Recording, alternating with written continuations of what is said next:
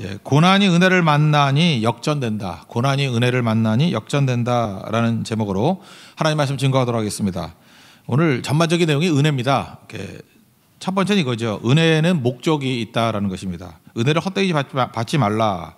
우리 1절에 그렇게 나오죠. 하나님의 은혜를 헛되이 받지 말라. 은혜라는 게 뭡니까? 자격 없는 자에게, 내가 자격이 없죠. 위로부터. 두 번째, 값없이 주시는 거. 이건 뭐 아무리 강조해도 지나치지 않다고 생각합니다. 은혜는 자격 없는 나에게 위로부터 값없이 주시는 것이다. 그럼 은혜는 받은 걸로 끝나느냐? 그렇지 않죠. 목적을 향해 달려가야 된다는 것입니다. 은혜에는 힘이 있거든요. 은혜를 받고 난 다음에 이제 목적을 향해서 나아가게 될 때 은혜를 헛되이 받지 않는다라고 이렇게 말할 수 있다라는 것입니다. 그래서 은혜에는 방향이 있어야 되고 은혜에는 반드시 성장이 있어야 된다는 것입니다. 오늘 예배 때 은혜 받았습니다 그러잖아요. 은혜 받았어요. 하나님의 공급을 받았어요. 값없는 선물을 받았어요. 그러면 방향이 있어야 되고 성장이 있어야 된다는 것입니다. 목적이 있어야 된다는 거예요. 그게 은혜를 헛되이 받지 않는다, 그런 뜻이라는 것입니다. 뭐 간단한 예를 한번 든다 그러면 오스카 와일드라는 작가가 있죠. 다시 오신 예수라는 우화죠. 뭐 소설도 아니고 우화라고 볼 수 있어요. 짤막한 이야기인데 예수님께서 이렇게 병자도 고치시고 뭐 기적도 행하시고 하지 않았습니까? 근데 우리는 그 다음이 궁금하지 않습니까? 이 사람은 이제 작가적 상상을 가지고 그 다음을 얘기를 한 거예요. 예수님이 다시 이제 가다가 옛날에 고쳤던 사람들 만나는 얘기예요. 딱 보니까 오래간만이네. 근데 이 사람 비틀비틀거리고 있어요. 알코올 중독자가 돼 있어.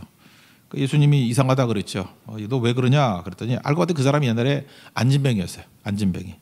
안진뱅이인데 예수님께서 이 안진뱅이를 기적적으로 이렇게 세워 주셨다라는 것입니다. 이제 성한 몸이 되었죠.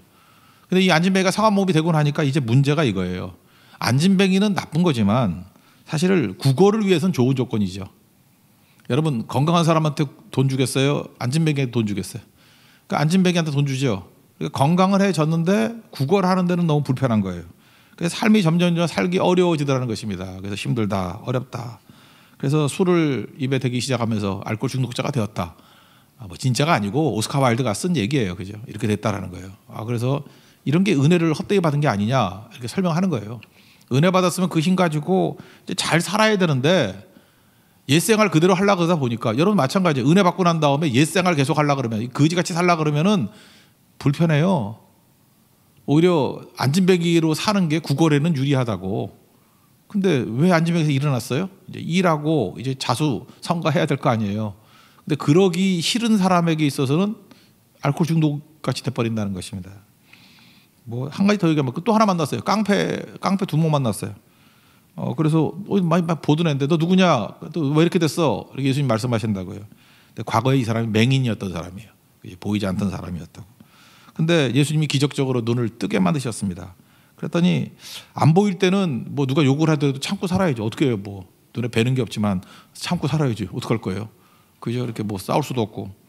근데 눈 뜨고 나니까 안 입고 더러운 일 너무 많이 보는데 이제는 못 참겠더라는 거예요. 그래서 주먹질도 하고. 근데 하다 보니까 자기가 은사가 있는 걸 깨달은 거예요. 주먹이 꽤 세구나. 그죠? 사람들이 막 구시구시라고. 거기다가 또 다른 은사를 발견한 거예요. 조직하는 은사를 갖고 있어. 그래서 조직 폭력배가 된 거예요. 거기서 이제 두목이 된 거죠. 그러니까 이 사람은 은혜를 받았죠. 은혜로 맹인에서 눈뜨게 됐습니다. 은혜죠. 자격 없는 자에게 위로부터 값없이 주시는 은혜죠. 근데 그 은혜를 가지고 목적과 방향성이 없어 놓으니까 이상한 데로 빠져버리잖아요. 이걸 또 설명하기를 이게 은혜를 헛되이 받은 내용이다. 뭐 간단한 얘기지만 되게 의미가 있다고 생각합니다. 우리가 그래요. 은혜만 얘기해요. 근데 은혜 받아서 뭐 하려고? 목적과 방향이 있지 아니하면 지금 이 오스카 와일드의 우화 같은 일들이 우리 이야기가 될 수도 있다라는 것입니다. 그래서 은혜를 헛되이 받지 말고 지금 당장 은혜 받고 이제 뭐가 나와야 돼요? 방향성이 있어야 되고 목적성이 있어야 된다는 거예요. 그러니까 은혜는 반드시 사명하고 연결이 돼야 된다. 그러니까 사명과 연결되지 않은 은혜는 헛되이 받는다는 건 뭐예요? 나쁘게 말하면 타락한다는 거예요.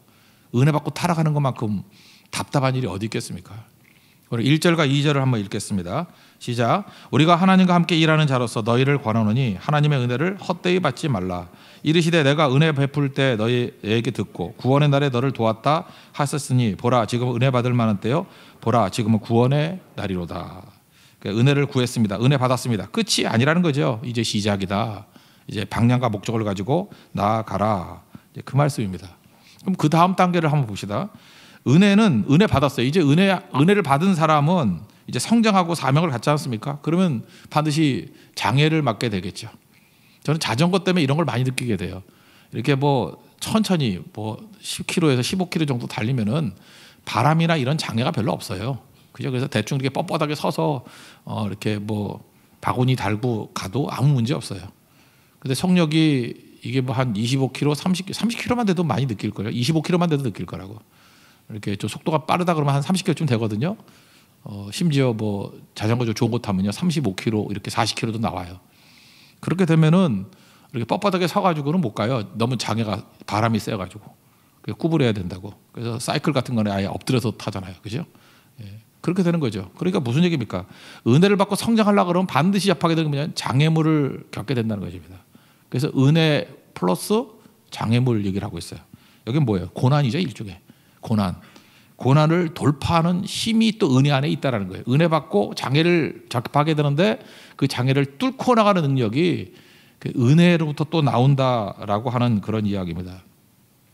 우리 성도들은 이 땅을 살아가면서 세상의 힘들의 특징이 무엇입니까? 갈등을 증폭하는 거죠. 세상 사람들 힘이 있으면 갈등을 증폭해요. 그래서 힘 있는 사람이 들어가면 맨날 싸움 더 합니다.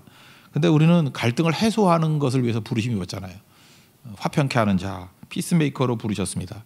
그래서 인간의 힘은 갈등을 증폭하지만 십자가는 갈등을 해소하는 데 있다는 것입니다. 예수님께서 십자가 지셨죠. 십자가가 뭐예요?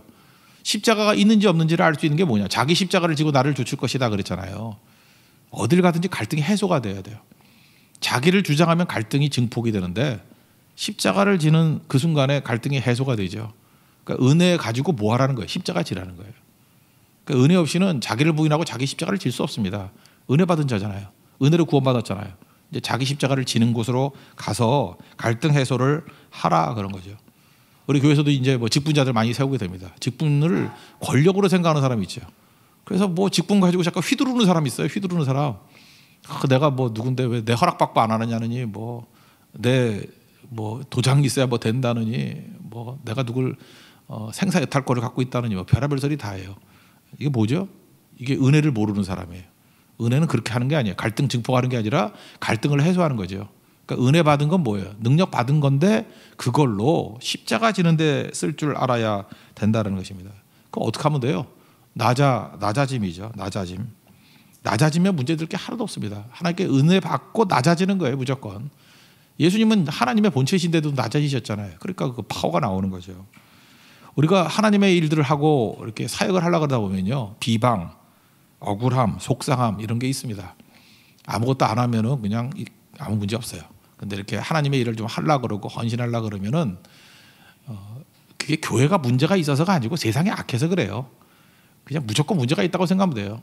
일을 하려고 그러면, 주님 앞에 충성하려고 그러면 비방이 있고 억울함이 있고 속상함이 반드시 옵니다. 그걸 이상하게 생각하지 말고 당연하게 생각해요. 근데 그거를 잠깐 속상해하지 말고 그걸 내 유익으로 삼는 방법이 뭐냐면 그보다 더 낮아지는 거예요. 예를 들어서 이렇게 어떤 사역을 할 때 비방을 받잖아요. 비방을 받을 때 그게 속상한 이유가 뭐죠?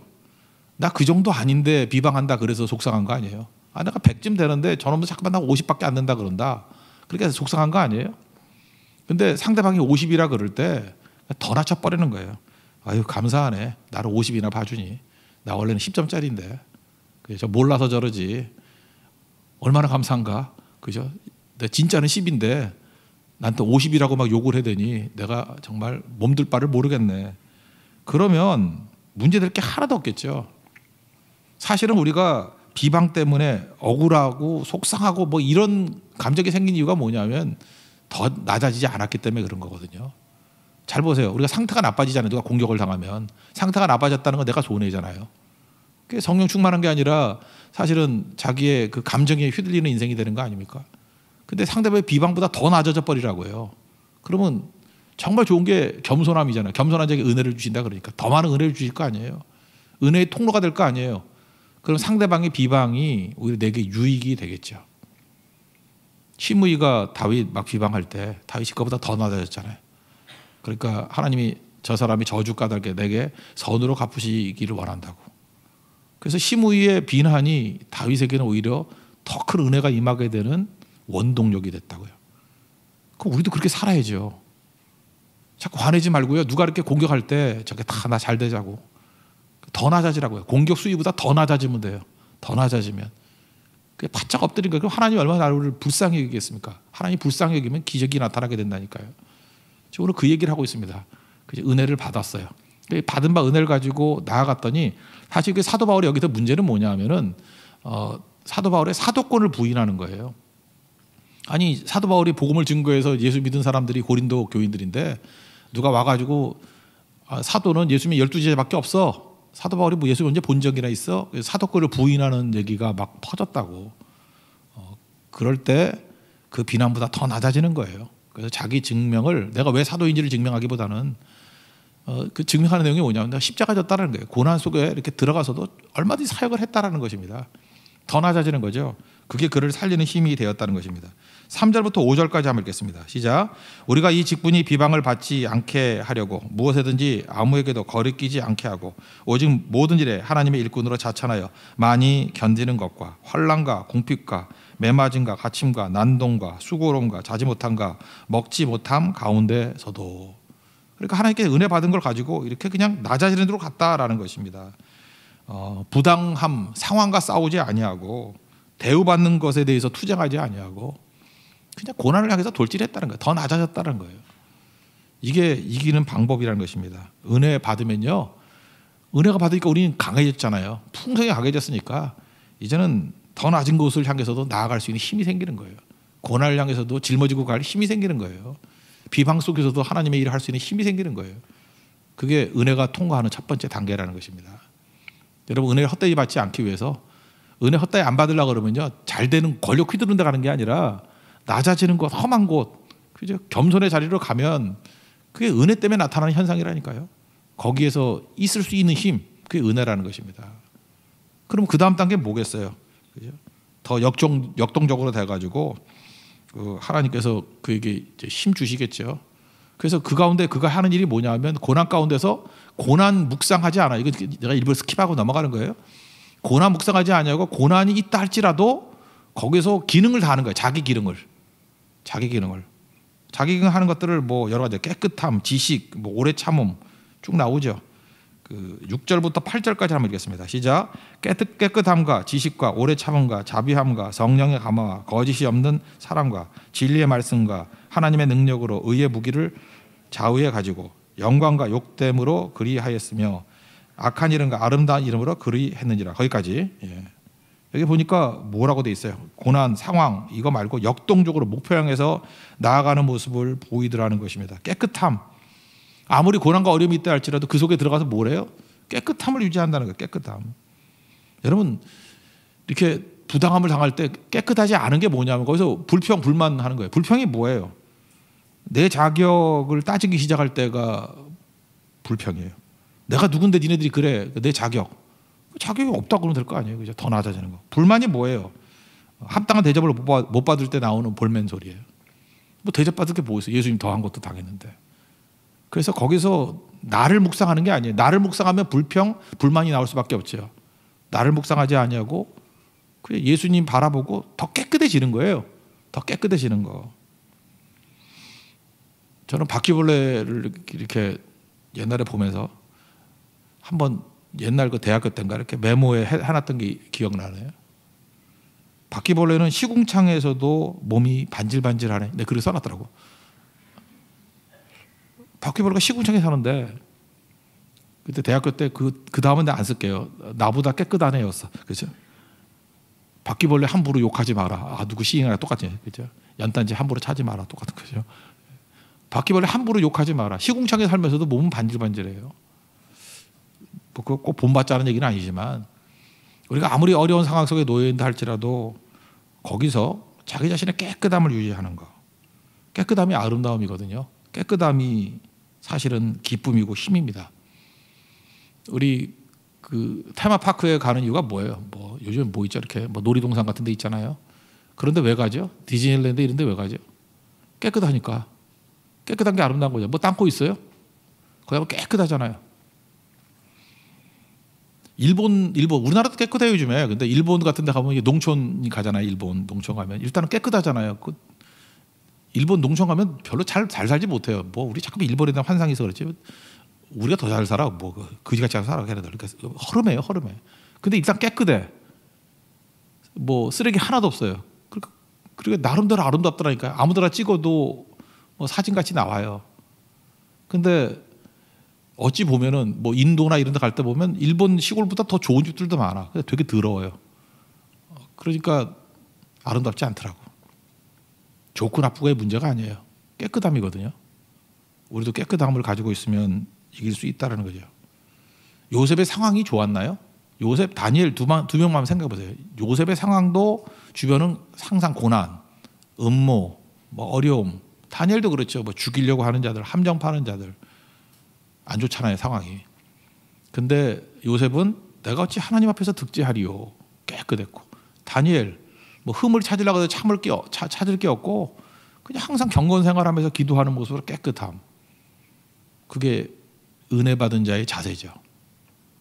그래서 내가 왜 나를 핍박하느냐, 나를 왜 공격하느냐 하는 사람을 대해서 싸우다 보면 나도 이리하고 싸우다가 이리같이 돼버리는 거라고요. 그거 아니고 그냥 놔두세요. 고난은 고난대로 가라고. 하나님이 처리할 일이고. 그거는 우린 그러잖아요. 부족함조차도 하나님 주시는 은혜라고. 뭐 저거 필요하니까 주시겠지. 그리고 당연한 거지. 그리고 뭘 붙들어요? 깨끗함. 그리고 두 번째 뭘 들어요? 지식. 지식이 뭐죠? 지혜가 일처리 방법을 아는 거라 했잖아요. 명확히 알면은 처리하기 쉽습니다. 우리 모르니까 힘든 거지. 지금도 전염병 이게 왜 힘든 거예요? 모르니까. 이 병이 뭔지를 모르니까. 어떻게 전염되는지도 모르고 어떻게 되는지도 모르고 치료약도 없고 백신도 없고 사실 모르잖아요. 무증상자가 전염이 되는지 안 되는지 뭐 옛날에 된다 그러다가 요즘에 또 WHO에서는 또 안 된다 그러네. 안 된다 그러는데 또 뭐라 그래요. WHO에서 얘기하는데도 불구하고 또 우리는 믿을 수 없다 그러고 잘 모르는 거 아니에요.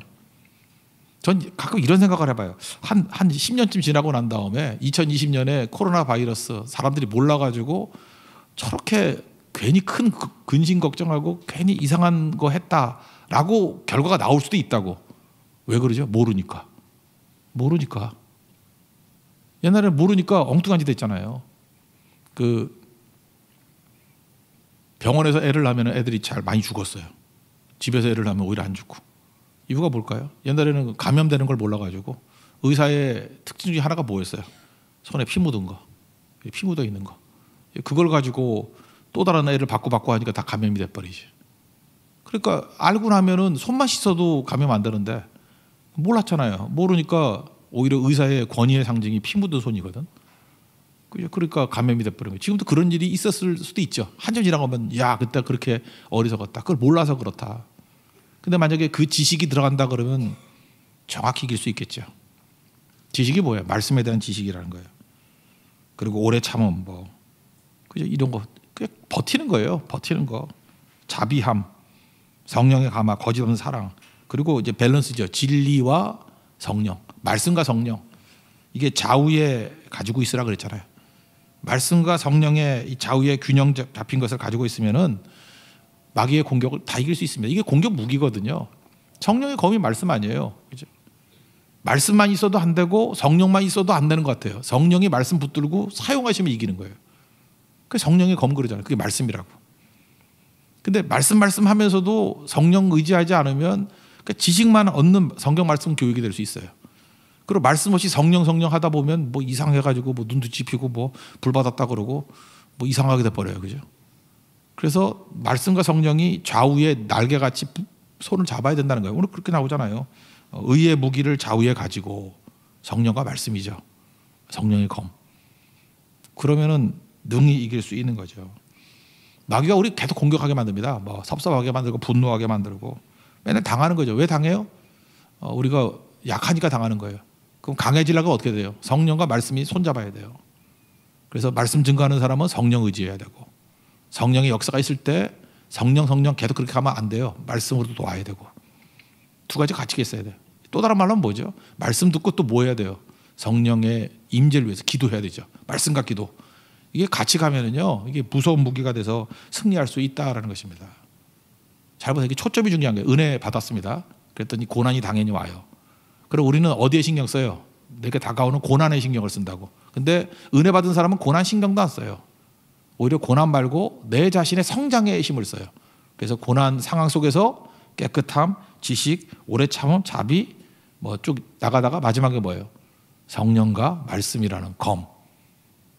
이것이 더 강력해지는 거예요. 그러면 고난 때문에 오히려 우리가 더 강해지는 거죠. 더 무장이 되는 거죠. 그게 은혜의 결과라는 것입니다. 그럼 그 다음 단계. 고난 중에 이렇게 무장이 잘 됐으니까 어떻게 되겠어요? 역전 되겠죠. 역전. 그래서 이걸 오늘 제목과 마찬가지로 고난이 은혜를 만나니 역전이 되더라. 그래서 오늘 역전되는 얘기가 8절 하반절부터 쭉 나오잖아요. 뭐 같으나 뭐가 아니고, 뭐 같으나 뭐가 아니고. 이게 역전의 대표적인 얘기 아니에요? 역전되더라. 역전되더라. 다 뒤집힌다. 6장 8절 하반절부터 읽겠습니다. 시작. 우리는 속이는 자 같으나 참되고 무명한 자 같으나 유명한 자여 죽은 자 같으나 보라 우리가 살아있고 징계를 받은 자 같으나 죽임을 당하지 아니하고 근심하는 자 같으나 항상 기뻐하고 가난한 자 같으나 많은 사람을 부유하게 하고 아무것도 없는 자 같으나 모든 것을 가진 자로다. 이 역설이 크리스찬의 정체성입니다. 속이는 자 같아요. 우리가 보통 말도 안 되는 거죠. 어찌 보면 여러분 처음 믿는 사람한테 속이는 자 같지 않아요? 주일 성수를 하래. 7일 동안 뛰어도 뭐 살뚱말뚱 하는데 뭐 휴일해. 있는 것도 먹고 살기 힘들어 죽겠는데 11조들이 하나님의 것이니까 손대지 말래. 속이는 자 같지 않아요? 근데 지나놓고 보세요. 그게 참이에요. 멈출 때 능력이 나타나는 거예요. 멈출 때 God works. 하나님이 일하시기 시작하고. 우리 다 뭐예요? 멈추지 못해가지고 죽어라 뛰다가 죽을 고생하고 빈손되는 거 아니에요? 탈탈이 되는 거 아니에요? 역전이에요, 역전이에요. 속이는 자 아니에요. 말씀 붙드는 게 세상 논리는 속는 것 같아요. 근데 그게 참이래요. 그죠? 그다음 무명한 자, 뭐 예수 믿는 사람 가운데 뭐 유명한 사람이 뭐가 있어요? 그러니까 교회는 유명한 사람이 나올 필요도 없어요. 무명의 인사들. 오히려 일본 교회는 유명한 목사님들 많잖아요. 우치무라 간조부터 시작해서 뭐 여러 목사님들이 있어요. 중국에 유명한 목사 있어요? 없잖아요. 근데 세계에서 지금 기독교인 제일 많은 데가 중국인데. 사람이 유명해질 필요가 없다니까요. 사람이 약간 나서봐야 좋을 거 하나도 없어요. 그죠? 무명한 자 같으나. 왜 무명해요? 가장 유명한 사람은 누구죠? 생명책에 이름이 기록된 사람. 생명책에 이름이 기록된 사람, 그게 최고죠. 한번 보세요. 부자와 나사로. 부자는 이름이 없어요. 왜 그렇죠? 지옥 간 놈의 이름에서 뭐래? 그래서 그냥 부자예요. 이 땅에서 부자예요. 영향력은 더 컸겠지. 이 땅에서 더 알려졌겠지. 근데 부자예요. 나사로. 그때는 이 땅에 있을 땐 나사로라는 이름으로 알려진 게 아니라 부자 앞에 있는 거지일걸. 부잣집 앞에 있는 거지. 그거밖에 모를 거예요. 뭐 이름이 뭐 쓸 데가 있어요? 개들이 와서 핥고 주인의 상에서 떨어지는 걸 주워 먹는 애인데. 그러니까 개같이 살았다는 거죠. 개가 주인의 상에서 떨어지는 걸 먹잖아요. 근데 그 먹는 나사로를 개가 무시하잖아요. 개가 하는다 그러니까. 개보다도 못한 존재죠. 근데 그는 유명한 자잖아요. 부자와 나사로 이름이 있잖아요. 유명한 자. 생명책에 기록된 게 유명한 자라는 거예요. 그러니까 세상에 이름 날리려고 그러지 말고 생명책에 이름이 남긴 그런 자가 돼야 된다. 그런 거죠. 죽은 자 같으나 살아있고. 우리 뭐 다 죽어서 잿더미라 그러는데 안 그래요. 믿음이 있으면 믿음은 안 죽어요. 용광로에 들어가면 다 타서 없어지죠. 다니엘의 세 친구 불 속에 들어갔더니 타요 안 타요? 안 타요. 결박만 탄다고. 쓸데없는 것만 타버리고 믿음은 안 타고 성도는 안 타요. 그래서 걱정할 거 없다니까요. 쓸데없는 것만 다 타고 내 삶을 얽매이고 있던 것만 다 타버린다고요. 생명이기 때문에 생명은 안 죽어요. 그 옐로스톤 그 샌프란시스코 밑에 그 옐로스톤이죠. 국립공원 미국. 거기 옛날에 불이 났을 때 불 나고 난 다음에 갔던 적이 있어요. 갔을 때가 불이 났는데 이렇게 지나놓고 보니까 뭐 다 껐더라고. 근데 참 묘한 게 뭐냐면 다 꺼진 줄 알았는데 이렇게 들춰보면 그 안에 불씨가 있어요. 그 안에 생명이 있어요. 참 묘하죠. 그 불이 다 타면 다 죽을 것 같은데 한 1, 2년 있다 가보면요 또 다시 울창해져 있어요. 생명은 그렇게 쉽게 죽는 거 아니에요. 불 태운다고 생명이 죽나. 오히려 그게 거름이 돼가지고 더 울창해지는 거죠. 그래서 그런 얘기도 있어요. 자연이 이렇게 하늘에서 번개가 쳐가지고 산불이 날 때는 그냥 놔두라고. 놔둬도 알아서 다 꺼져요. 꺼지고 그게 오히려 더 울창하게 만드는 힘이 있다고. 인간이 가서 억지로 끌려고 그러지 말고. 뭐 그런 얘기도 하더라고 거기서. 그죠? 그게 무슨 얘기예요? 죽은 것 같지만 죽은 게 아니라는 거예요. 생명을 하나님이 보호해 주시는 거지 그렇게 끝나는 게 아니라는 것입니다. 또 징계 받은 자 같으나 죽임을 당하지 아니하고. 욥이 그렇잖아요. 징계 받았지만 죽지 않죠. 믿는 자는 죽지 않는다. 끝까지 살아남는다. 근심하는 자 같으나 항상 기뻐하고, 우리에게는 겉으로 볼 때 근심같이 보이지만 그 사람은 기쁨이 넘쳐요. 그러니까 버티는 거죠. 그러니까 쳐다보는 사람이 괴로운 거예요. 당사자는 힘이 있어지는 거고, 그러니까 역전되는 거죠. 아무것도 없는 자 같으나 모든 것을 가진 자로다. 제가 면세점에서 근무하시는 분 얘기를 들어봤어요. 그래서 그 사람이 깜짝 놀라서 그러더라고요. 중국의 부자들이 얼마나 부자가 많으냐면 VVVIP가 있대요.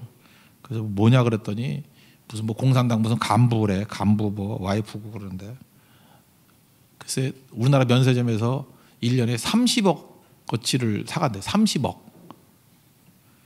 그래서 목사님 놀랍죠. 30억을 사가요. 그래서 제가 그랬어요. 얼마나 가난하면 30억을 쓰냐. 제 말 뜻 알겠어요? 나 그거 듣자마자 그래요. 얼마나 가난하면 30억을 쓰냐. 마음이 가난한 거예요. 이 속이 허한 거야. 여러분들은 속이 꽉 차 있으니까 30만 원 써도 충분하죠.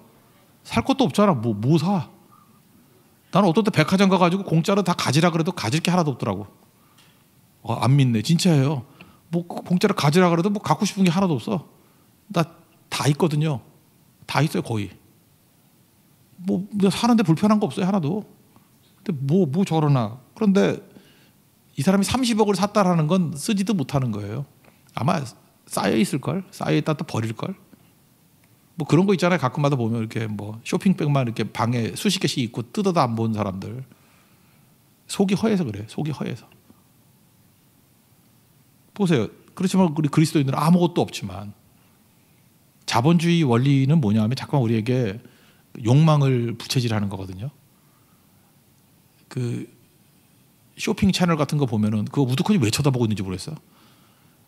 필요도 없는데 그걸 쳐다보는 순간은 필요함을 느껴지죠. 저거 있으면 참 좋겠다. 저거 있으면 좋겠다. 욕망을 자극하는 거라고. 그거 영적으로 별로 안 좋은 것 같아요. 여러분, 내게 필요하지 않은 거에 대해서 거절하는 훈련들을 좀 할 필요성이 있어요. 이렇게 쭉 있는데 그냥 나 불편이 없거든요. 근데 누가 뭘 준대. 이거 필요하지 않냐고. 이거 진짜 좋은 거라고. 한번 가져보라고. 그럴 때 몇 번 저는 뭐 목사니까 거절할 일이 많으니까 거절을 하는 거예요. 괜찮습니다. 안 해도 됩니다. 필요 이상의 것은 필요 없습니다. 필요가 아니거든요. 뭐 거기다 대고 욕망이라고 말할 필요도 없고, 그죠? 필요한 건 다 있습니다. 그냥 이 정도 얘기하면 되죠. 그러니까 필요한 거 아니라는 거죠. 그건 욕망의 차원이라는 거예요. 훨씬 부유해져요. 많이 있을 때보다도. 그래서 뭐 요즘에 그 미니멀리즘 뭐 그런 얘기 하잖아요. 옷이 40벌이 있는 여자들이 입을 옷 없다 그러잖아. 죽었지만 스티브 잡스는 청바지에 터틀넥. 뭐 입을까 걱정할까요? 물론 뭐 똑같은 게 여러 개 있었대. 근데 그것도 거짓말인 것 같아요. 빨아 입으면 되지. 뭐 똑같은 게 여러 개 있으면 기억력이 없는 애고, 그죠? 한번 생각을 해보라고요. 아침에 깨가지고 청바지에 거기다가 뉴발란스 운동화에 청바지에 터틀넥, 검은색 터틀넥만 있는 사람이 뭐 입을까 걱정하겠어요? 매일 그건데 그것만 체크하면 되죠. 빨아 입었나 안 입었나 그것만. 그죠? 이렇게 똑같은 게 한 5개쯤 있다 그러면 그거 입으면 되잖아 그냥. 크리스찬들은 그렇게 사는 거예요. 그렇게. 제가 볼 때 그 사람은 마음이 부유한 사람이에요. 그러니까 옷 갖고 나를 증명할 필요가 없는 거고, 그러니까 스티브 잡스는 약간의 교만함도 있겠죠. 난 딴 거 갖고 증명할 거야 이런 거죠. 얼마나 허하면은 그렇게 막 여러 가지를 해야 되는 건지. 크리스찬의 얘기를 지금 이렇게 하는 거야. 아무것도 없는 사람같이 보여요. 저 사람은 청바지 하나에 터틀넥, 검은색 터틀넥 하나네. 아무것도 없는 자 같으나 모든 것을 가진 자로다. 중국 그 졸부들 보니까 30억을 써요. 그러면 느낌 뭐예요? 얼마나 가난하면 30억을 쓰나? 채워지지 않는 거죠. 이 역설. 이거 지금 말장난 아니에요. 진짜 사는 거가 그렇다니까요. 이게 중요한 거죠. 그런 의미에서 여러분들, 마귀는 우리에게 계속해서 필요하지도 않는 욕망을 부추깁니다. 더 필요해, 더 필요해. 하나님이 내게 주신 것 말고를 추구하는 걸 탐욕이라 그래요. 그래서 탐심은 우상숭배라 그러잖아요. 우상은 뭐냐 하면 하나님이 우리의 필요를 채워주시거든요. 근데 필요한 거 말고 더 달래. 내 거 아닌데 뺏는 거예요. 나봇의 포도원 같이. 그건 우상숭배, 탐욕이라고. 마귀는 계속해서 이 제도를 통해서, 이 관계를 통해서 욕망을 자극해요. 탐심을 자극해요.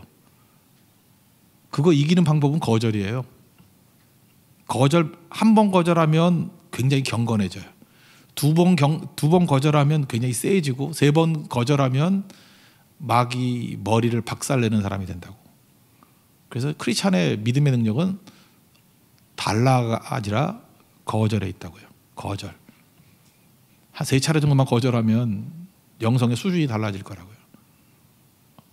그 얘기 하는 겁니다. 은혜는 이렇게 사는 거예요. 은혜는. 그래서 역전되는 겁니다.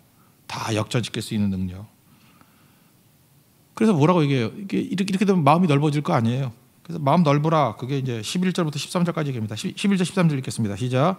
고린도인들이여 너희를 향하여 우리의 입이 열리고 우리의 마음이 넓어졌으니 너희가 우리 안에서 좁아진 것이 아니라 오직 너희 심적에서 좁아진 것이니라. 내가 자네에게 말하듯 하노니 보답하는 것으로 너희도 마음을 넓히라.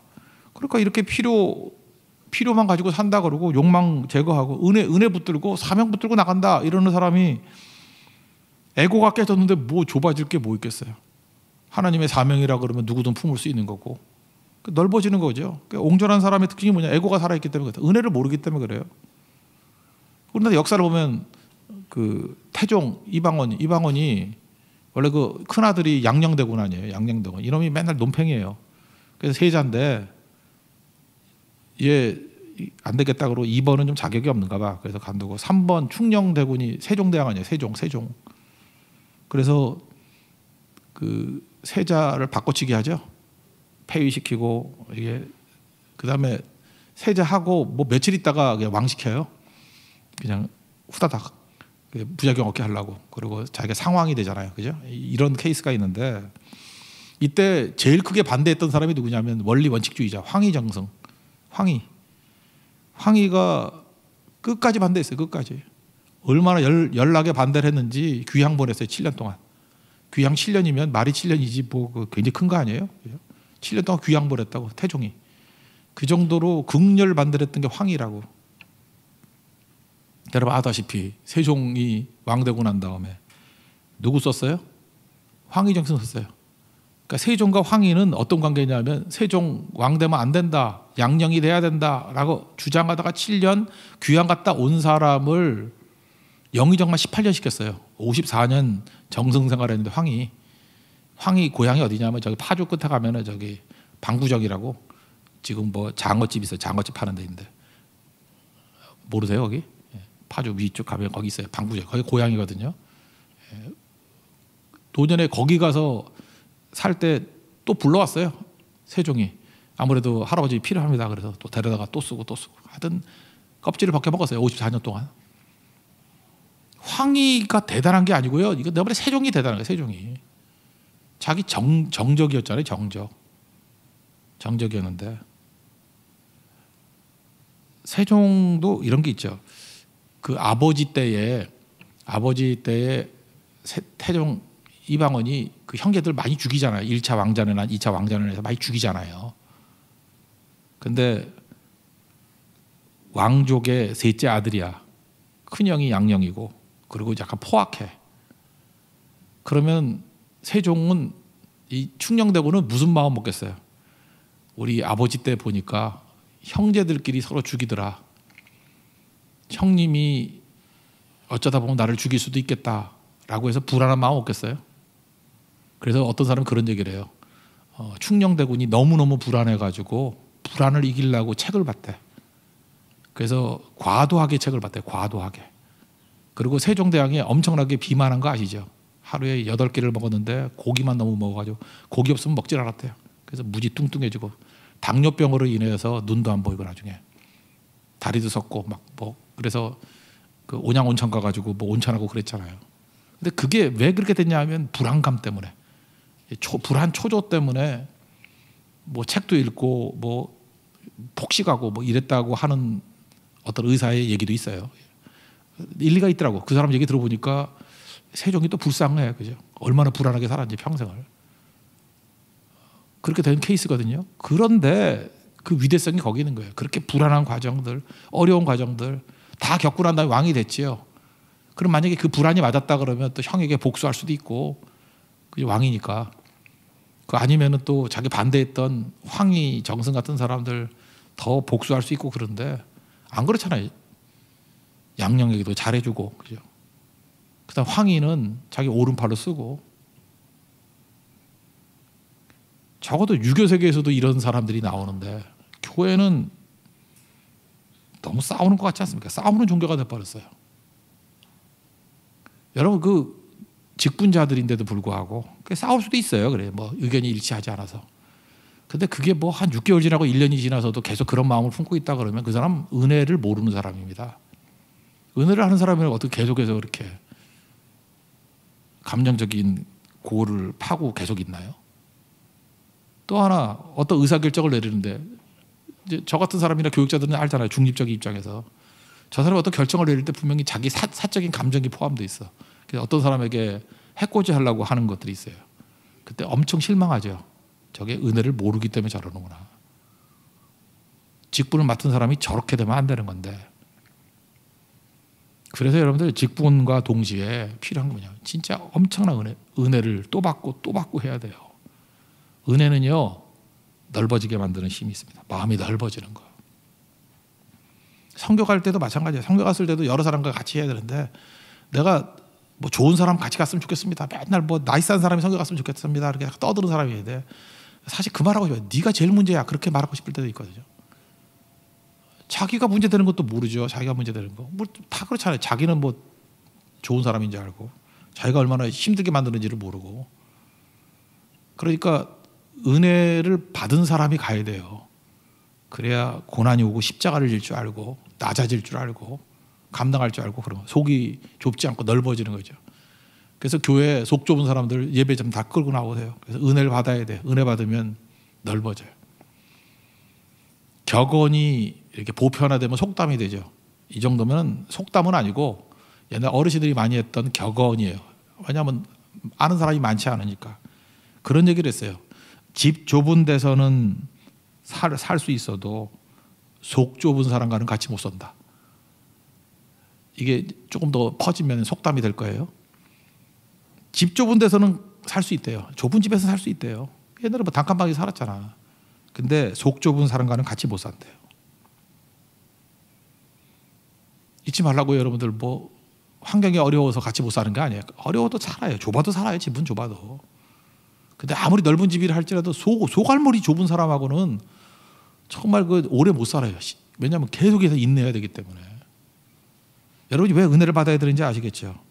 좁쌀 같은 성격 가지고는 못 살아요. 자기밖에 모르고. 그러니까 은혜 받아야 넓어지는 사람이 된다라는 것입니다. 마음을 넓히십시오. 잠깐 따지지 말고 속이 뻥뻥 뚫려서 저 사람 만나면 참 시원시원해. 그리고 허물을 덮어줄 줄 알고 저 사람한테 가면은 이렇게 여러 사람들이 다 모여가지고 용광로 같이 녹아내려서 하나가 될 수 있는 사람이야. 그게 은혜의 사람이라는 것입니다. 은혜로 인해서 넓어지는 사람들은 축복이 임하기를 기원합니다. 이제 마지막 살필 건 그거예요. 이제 은혜 마지막 얘기인데, 믿지 않는 자와 멍에를 같이 하지 말라. 14절 보시면 너희는 믿지 않는 자와 멍에를 함께 맺지 말라, 이런 거죠. 함께 살지 말라 그런 뜻인가요? 그런 건 아니죠. 예를 들어서 고린도전서 5장 10절 같은 데를 보면은 뭐 음행하는 자들이나 탐하는 자들이나 속여 빼앗는 자들, 우상 숭배하는 자들과 도무지 사귀지 말라 라고 하는 것이 아니니, 그잖아요. 만일 그러하려면 너희가 세상 밖으로 나가야 할 것이니라. 그렇죠. 아니, 음행하는 사람, 뭐 탐하는 사람, 속여 빼앗는 사람, 우상 숭배하는 자가 도무지 사귀지 말라. 그러면 세상에 누구하고 만나요? 세상 못 살지. 세상이 다 죄인들인데 세상 밖으로 나가야 될 것이니라. 그럼 뭐죠? 그 다음에 우리 그 고린도전서 7장에 보면은 살폈잖아요. 그 배우자가 불신자예요. 12절 13절 보니까 그 나머지 사람들에게 내가 말한다. 그러면 이렇게 얘기를 해요. 만일 어떤 형제에게 믿지 아니하는 아내가 있어 남편과 함께 살기를 좋아하거든 그를 버리지 말며, 어떤 여자에게 믿지 아니하는 남편이 있어 아내와 함께 살기를 좋아하거든 그 남편을 버리지 말라. 그러니까 불신자하고 결혼하지 말아야 되겠지만 혹시 이렇게 불신자하고 결혼했다 그러면 원하면 헤어지지 말라, 뭐 그런 얘기죠. 그러니까 믿지 않는 자가 멍해를 같이 하지 말라는 게 무조건 하지 말라 그 얘기는 아닌 것 같아요. 또 바울이 고린도전서 9장 22절에 여러 모양으로 됐다 그런 얘기 나오잖아요. 악한 자에게 내가 약한 자에게 내가 약한 자 같이 되고 된 것은 약한 자를 얻고자 하며, 뭐 앞에 뭐 유대인에게는 유대인 같이 된 것은 유대인을 얻고자 하며, 이방인에게는 이방인 같이 된 것은 이방인을 얻고자 하며, 뭐 그런 얘기 쭉 나오잖아요. 내가 여러 사람에게 여러 모습이 된 것은 아무쪼록 몇 사람에도 구원하고자 함이라. 그러니까 우리 크리스천들이 꼭 나와 같은 사람만 교제해야 된다는 게 아니라 믿지 않는 사람, 다양한 사람과 교제해야 된다라는 게 전제죠. 그러면 여기 나오는 믿지 않는 자와 멍에를 함께 매지 말라라는 건 뭐예요? 그들과 교제도 하지 말고 뭐 상종도 하지 말라 그 얘기는 아니죠. 이거는 그 신명기 22장 10절에 나오는 소와 나귀를 같이 이게 결의해서 밭갈게 하지 말라, 그 같이 멍에 메우지 말라 그 얘기가 똑같은 거라고요. 소하고 나귀하고는 뭐가 달라요? 힘이 틀려요. 힘, 파워가 틀리고 또 하나가 보폭이 틀려요. 그러니까 힘과 보폭이 다른 두 마리, 소하고 나귀를 해놓으면 원으로 돌겠죠. 소는 나귀가 빠르나 소가 빠르나, 그게 보폭 스탠스는 아마 이게 소가 더 클 것 같은데, 소가 느리나? 잘 모르겠어요. 한번 해볼까요? 하여튼 똑같이는 안 갈 거 아니에요. 그러니까 빠른 쪽으로 이렇게 삥삥 돌 거 아니에요. 제자리에 못 갈겠죠. 그러니까 믿지 않는 자와 멍에를 같이 매지 말라, 이거는 상종하지 말라 그 얘기는 아니고, 이건 제한적인 얘기예요. 결혼에 일단 해당돼요. 결혼할 때 믿지 않는 자가 멍에를 맨다는 건 불행이다. 사업도 마찬가지예요. 사업할 때 함부로 동업하지 말라 그런 얘기하고도 맞는 거고요. 동맹 뭐 이런 거, 이게 맞아야 된다는 거죠. 이거는 부모의 심정으로 자녀에게 하는 얘기하고 똑같다고 생각을 합니다. 부모라 그러면 보이거든요, 그게. 그러니까 각오를 해야 되겠죠.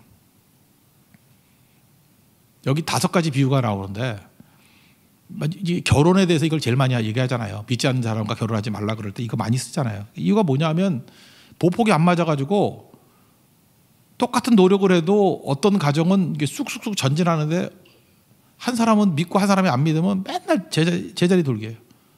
그리고 아무것도 아닌 문제 갖고 맨날 다퉈야 되고, 그것도 그 감정 해소하려고 또 시간 보내야 되고, 그러니까 성장을 하겠어요? 망하지. 여기 각오하면 되는 거냐? 그 말을 차마 못하겠다, 부모라 그러면. 각오해도 안 돼요. 그래서 사도 바울이 이렇게 얘기하잖아요. 그게 은혜를 헛되이 받는 거의 연장선언이라고요. 은혜 받았죠. 은혜 받아가지고 막 목표를 가지고 전진해야 될 거 아니에요. 근데 믿지 않는 자와 멍에를 매면은 받은 바 은혜를 헛되이 받은 거와 거의 똑같이 돼버려요. 이퀴벌런트, 똑같이 된다는 거예요. 그래서 어리석다라는 얘기하고 똑같아요. 이런 결정하지 말라. 5가지 비유인데, 첫째는 의와 불법. 그러니까 하다못해 감옥에 들어가도 일반범하고 파렴치범하고 같이 안 넣잖아요. 안 그래요? 여러분들이 뭐 교통법규 위반해가지고 뭐 민식이법 위반해가지고 감옥에 간다고 합시다. 그럼 여러분들하고 살인자하고 같이 안 넣어요.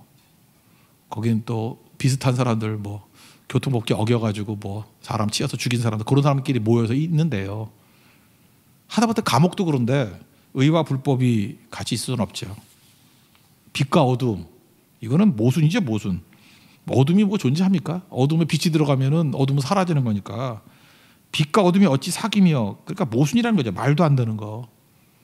그러니까 이렇게 믿지 않는 자와 멍에를 같이 매면은, 결혼 생활만 예를 든다 그러면 맨날 모순에 사로잡혀요. 그래서 맨날 딜레마야. 인생에 딜레마가 많아, 이런 사람이 있죠. 그러지 않아도 딜레마가 많은데, 이거 하면 저게 안 되고, 저거 하면 이게 안 되고, 이게 기쁘면 저게 눈물 나게 만들고, 이게 눈물 나면 이쪽에서 기쁘고. 사는 게 힘든 게 아니고 여러분 결정이 힘든 거였어요. 믿지 않는 자와 멍에를 같이 매면 죽을 때까지 이런 일들을 벌인다는 거예요. 빛과 어둠이 어찌. 그러니까 모순이에요, 모순. 또 그리스도와 벨리알, 이 벨리알이라는 건 신 이름이 아니고 당시에 그 깡패를 벨리알이라 했어요. 벨리알. 그리스도라는 고귀한 분과 깡패하고 이게 어디에 어울리냐, 그죠? 그게 안 어울리겠죠. 그런 거. 믿는 자와 믿지 않는 자, 이거 신앙의 차이는 영의 차, 영적인 차이가 있는 거고. 성전과 우상이라고 그랬죠. 우리 성전이고 우상은 뭐예요? 자기 뜻이거든. 그러니까 믿는 사람, 남편이 믿어요. 근데 아내가 안 믿어. 남편은 계속해서 주의 뜻을 위해서 살라 그러는데 아내는 자기 뜻을 위해 살라 그래. 그러니까 성전과 우상이 같이 사니 되겠냐고요. 근데 결혼 왜 하죠? 그 뭐 외모 보고 하나? 뭐 예뻐 보이고 멋있어 보이고 뭐 돈 많아 보이고 뭐 이래서 하나? 그 무슨 얘기겠어요? 하지 말라 그러죠. 하지 말라. 이런 거 하지 말라. 이 은혜를 헛되이 받는 거다. 은혜 아무리 받아봐야 이렇게 되면 은혜 다 탕진해 버린다. 그런 얘기겠죠. 14절부터 18절까지 다 같이 읽겠습니다. 시작. 너희는 믿지 않는 자와 멍에를 함께 매지 말라. 의와 불법이 어찌 함께 하며 빛과 어둠이 어찌 나 사귀며 그리스도와 벨리알이 어찌 조화되며 믿는 자와 믿지 않는 자가 어찌 상관하며 하나님의 성령과 우상이 어찌 일치가 되리요. 우리는 살아계신 하나님의 성전이라. 이와 같이 하나님께서 이르시되 내가 그들 가운데 거하며 두루 행하여 나는 그들의 하나님이 되고 그들은 나의 백성이 되리라. 그러므로 너희는 그들 중에서 나와서 따로 있고 부정한 것을 만지지 말라. 내가 너희를 영접하여 너희에게 아버지가 되고 너희는 내게 자녀가 되리라. 전능하신 주의 말씀이니라 하셨느니라. 7장 1절. 그런즉 사랑하는 자들아 이 약속을 가지고 우리는 하나님을 두려워하는 가운데서 거룩함을 온전히 이루어 육과 영의 온갖 더러운 것에서 자신을 깨끗하게 하자. 이거는 뭐하고 똑같은 거냐 하면은 부모가 자식에게 권면하는 얘기를 할 거예요. 이거 아닌 기적 같은 일들이 있을 수도 있죠. 근데 5가지 지금 모순 얘기를 하잖아요. 부모라 그러면 이런 거 못하죠. 하게 안 하죠. 대부분은 이런 결정을 내려서 지금도 이런 결혼, 이런 동업, 이런 동맹, 뭐 이런 뭐 여러 가지 그 결속들이 있죠. 이런 뭐 우정 관계 이런 것 때문에 계속 어려워지는 사람들이 있다라는 거예요. 이건 뭐예요? 은혜를 헛되이 받는 길이다. 하나님의 지혜 가운데 그래서 믿음 안에서 그죠? 주를 경건하게 찬들 함께 주를 같이 부르는 자들과 함께 경건의 모임을 가지라 그러잖아요. 그게 하나님의 뜻이라는 것입니다.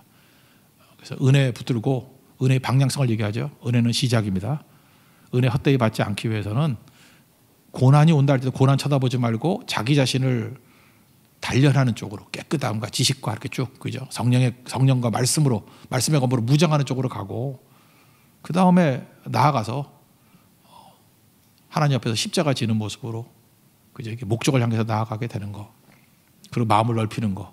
그래서 내가 받은 은혜가 하나님의 나라와 의를 세우는데 활용되는데 쓰임 받는 거. 그게 은혜를 제대로 받은 거겠죠. 그리고 마지막 팁으로 높아심으로 얘기하는 건데 부모의 마음으로 얘기하는 건데 믿지 않는 자와 멍에를 매면은 은혜를 헛되이 받는 것과 똑같은 효과가 나타나. 안 하겠지? 이런 거예요. 그죠?